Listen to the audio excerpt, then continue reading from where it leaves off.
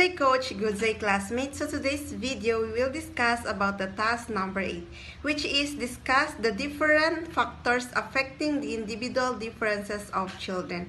So before anything else, I would like to introduce myself first. So I am Arsima A. Ababun from Montevideo Industrial Art. So my role in this video is to discuss the definitions of individual differences of children and implications of education and the conclusion. So, definitions of individual differences of children. According to Borish and Tambori in 1987, individual differences are the variation we observe among of any groups in a particular characteristics, such as temperament, energy level, friendship, patterns, and parent-childhood attachment. Individual differences stand for the variations of deviation among individuals in regards to a single characteristic or a number of characteristics. Carter B. Good. The children must know that he is a miracle. The change, the beginning of the world, there hasn't been, and until the end of the world, they will not be another child like him. Pablo Casal. So, beyond the gender and physical differences of an individual are students from different socio-economic strata, students who come from various family configurations, students with special needs, differing interests and abilities, students with different cultural backgrounds, different language, different learning styles, and different attitudes toward the school. The psychology of individual differences is concerned with the systematic study of intelligence and abilities associated with personality of learner, learning styles and needs and interests of the learner. Individual differences stand for those differences which in their totally distinguish one individual from one another. Types or varieties of individual differences are discussing of one my member, which is Lisa May Soto. Good day, coach, student classmates. I am Lisa May Soto from 1B BT-led major in Industrial Arts. So my role in this video is to discuss the types or varieties of individual differences. So there are 9 types or varieties of individual differences. There are 9 types of varieties of individual differences, as I've said. So number 1, physical differences. Number 2, mental differences. Number 3, differences in achievement. Number 4, emotional differences. Number 5, differences in interest and aptitude. Number 6, differences in self-concept. And the next is learning differences. And the last one is learning differences in social and moral development. Back with number 1, which is the physical differences. Individuals differ in height, weight, color of skin, color of eyes and hair, size of hands and heads, arms, feet, mouth and nose, length of waistlines, structure and functioning of internal organs, facial expression, mannerisms of speech and walk, and other such native or acquired physical characteristics. Number 2, mental differences. Individuals differ in intellectual abilities and capacities like reasoning and thinking, power of imagination, creative expression, concentration, and etc. On the basis of these differences, they are usually classified as idiot, imbecile, moron, borderline, normal, very superior, and genius. Number 3, differences in motor ability. There exist wide differences in motor abilities such as reacting time, speed, speed of action, steady lines, rate of muscular movement, manual dexterity, and resistance to fatigue, and etc. Differences in achievement. Differences exist in achievement and in knowledge, even among individuals who have almost the same amount of intelligence and have been subjected to equal amount of schooling and experience. The next, emotional differences. In some individuals, positive emotions like love, affections, and amusement and the like are prominent, whereas in some negative emotions are more powerful. Some are emotionally stable and mature, while others are emotionally unstable and immature. And the next, differences in interests and aptitudes. Variations occur among the individuals in relation to the specific tastes and interests. Individuals are also found to have different aptitudes.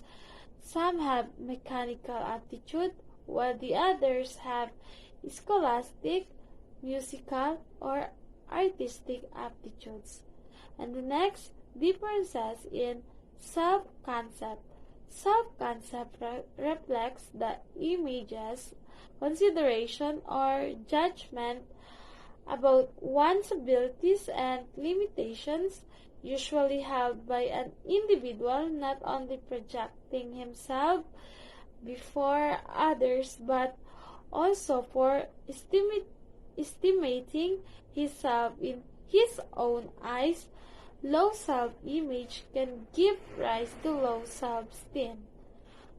The next one is learning differences. Some learn more easily and are able to make use of their learning more comfortably than others.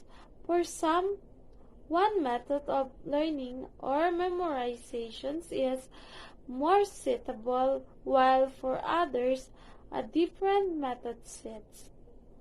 And the next one is, the last, differences in social and moral development.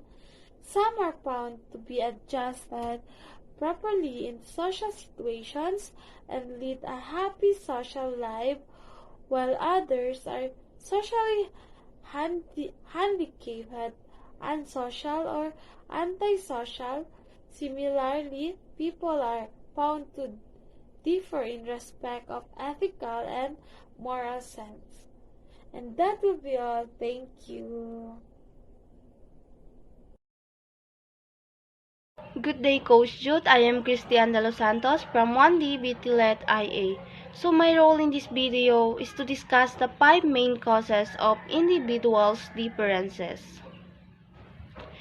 One of the most significant and chief causes of individuals' differences is heredity. Individuals inherit various physical traits like face, color of eye and hair, type of skin, shape of nose, and size of hands. Mental traits such as intelligence, abstract thinking, aptitudes, and prejudice. So it is an admitted fact that heredity difference result in a quantity and rate of physical as well as mental development being different. Second is the environment. Environment significantly influence individual differences changes in child. Environment are reflected in changes on his personality. Psychologically speaking, a person's environment consists of sum total of stimulation which he receives from conception until his death. Environment consists of physical, intellectual, social, moral, political, economic, and cultural forces. All of these forces cause of individual differences. The modern psychologists believe that the individual differences are caused by both heredity and environment. Personality is the outcome of the mutual interactions between heredity and environment. The third is the caste, race, and nation. Individuals of a different caste and race exhibit very marked differences. Similarly, individuals of different nations show differences in respect their personality, character, and mental abilities. These are the outcomes of their geographical, social, and cultural environment. So the fourth is the sex differences. Development of boys and girls exhibit difference due to the differences in sex. The physical development of the girls take place a year or two earlier than the boys. Between the age of 11 and 14, girls are taller and heavier than the boys, and after 15, boys starting winning the race. Girls are kind, affectionate, sympathetic, and tender, while boys are brave, hard, choleric, efficient, and competent. And lastly, the age and intelligence. Physical, intellectual, and emotional development is caused by the growth in age. Many individuals differ because of difference in intelligence. Individuals who are below the average intelligence and mental age find much difficult in learning, and the average intelligence persons can be learned quickly. So the different factors affecting the individual differences of children discussing by Christian Del Santo. Educational implication of individual differences of children. In any group, there are individuals who deviate from the norms of the group. Along with the average, the presence of very superior and extremely dull is equally possible in a class. Every teacher should try to have the desired knowledge of the abilities, capacities, interests, attitude, aptitude, and other personalities, traits of his pupils, and in the light of this knowledge, should render individual guidance to children from maximum utilization of their potentiality. It is wrong to expect uniformity in gaining proficiency or access in a particular field from a group of students on account of their subnormal intelligence, previous background, lack of proper interest, aptitude and attitude, and etc. Some students lag behind in one or the other area of achievement. All students cannot be benefited by a particular method of instruction and a uniform and rigid curriculum. So the role of teachers or schools in meeting the individual differences of children, discussing by Almira Appal and Amy Ann Francisco. Good day, Coach. I am Almira A. Appal. My role in this video is to discuss about role of teacher or schools in meeting the individual differences. A teacher should be sensitive to individual differences. A teacher challenge is to acknowledge and celebrate the differences among and work to maximize the growth in each child. Number 1, proper knowledge of the individual's potentialities. The first step is making provision for the individual differences is to know about the abilities, capacities, interests, aptitude, and other personality traits of individual people. For this purpose, help from intelligence tests, cumulative record card, interest, inventories, attitude, skill, aptitude tests, and measure for assessing personality trait should be taken. Number 2, ability grouping. In the light of the result derived from various tests for knowing individuals' differences in terms of individual potentialities in a various dimension, the student in a class or area of activity can be divided. division can prove beneficial in adjusting instruction to varying individual differences. A good day, Coach Jude. I'm Emmy and Francisco from BT-led Industrial Arts. So my role in this video is to discuss about the role of teachers or schools in meeting the individual differences. Number 4, adjusting the method of teaching. Every teacher should be somewhat free to formulate his own plan and strategy and adapt instructional procedure which he or she finds most suited to the particular types of pupils under him. They should try to follow a different procedure or methods of instructions suiting the requirements of varying groups of his or her pupils. Adjustments enable students with disability and additional learning and supposed needs access to syllabus outcomes and content on the same basis as their peers. Adjust teaching strategies depending on the difficulty of the learning concepts and objectives. Number 5. Adapting special programs or methods for individualizing instruction. Schools may also adopt special programs or methods of teaching like Dalton Plan, the project method, or use programs learning material for enabling the students to learn their own individual pace. Individualized instructions is a method of instruction in which there is one-to-one teaching and self-paced learning based on an outline of progressive goals, learning to the course or curriculum objectives.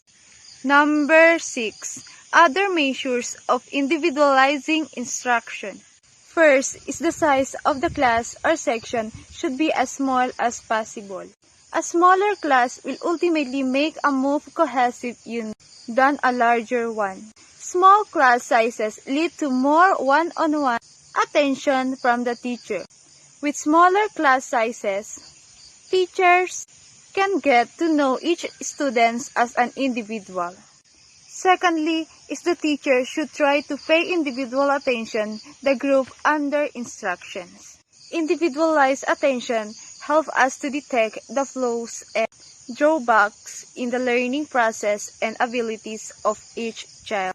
When we are able to point it out and address it early on, we stand in a better position to give them the opportunity to overcome the hurdles in their path and showcase their brilliance. Thirdly, is the teacher should give in the view of individual differences of his students while engaging them in drill or practice work in classroom or assigning home tasks. It is important for teachers to know the variables such as physical characteristics, intelligence, perception, gender, ability, learning styles which are individual differences of the learners. An effective and productive learning teaching process can be planned by considering these individual differences of the students. Lastly, in case ability grouping is not possible, and more especially under the prevalent system of class teaching, special coaching and guidance programs for both the dull and gifted children is most helpful. Students benefit from working on a skill or learning target in small groups with others who are at different ability levels in that skill, likely through developing a growth mindset around the target skill and through gaining a better understanding of their own strength. So thank you guys for discussing. The last but not the least is the conclusion. Thus, the problem of individual differences can be tackled with multi-dimensional tasks. As teacher, we must be aware of students' individual differences, such as differences in culture, ethnicity, intelligence, language, learning styles, and etc. It is because it may enhance students' understanding or limit their opportunity to learn from the school environment. These factors should be taken into consideration when we plan teaching and learning process in the classroom. And that's all for today's video. Thank you.